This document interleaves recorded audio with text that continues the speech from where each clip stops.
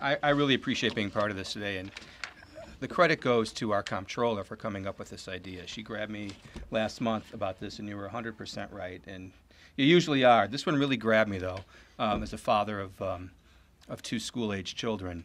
And when I drive around on election day and visit the polling places, oftentimes they're in our schools, and I think 20 polling places in my county are at schools.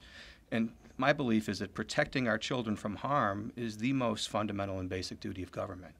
And we're talking about hundreds, if not thousands, of people who come onto school grounds and going into the school buildings and potentially coming into contact with our students. And it's an unnecessary risk that we no longer need to take. And communities throughout the state are already considering removing polling places from their schools. And I don't believe that Illinois should take a piecemeal approach to securing our schools, leaving some children at risk while protecting others. We can't wait for evil to strike before we begin to address the issue of who is allowed in our schools. And Illinois parents should not have to worry even for a moment about who is allowed access to their children's schools. We've been lucky up to this point, but I don't think we should continue to press our luck.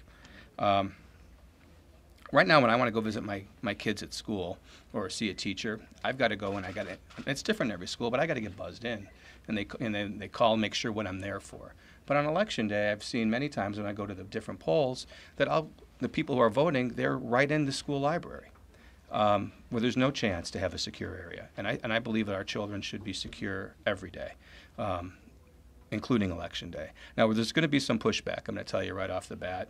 Some of the county clerks aren't going to like it, and the election folks aren't going to like it. And frankly, it is going to take a little bit more work on their part.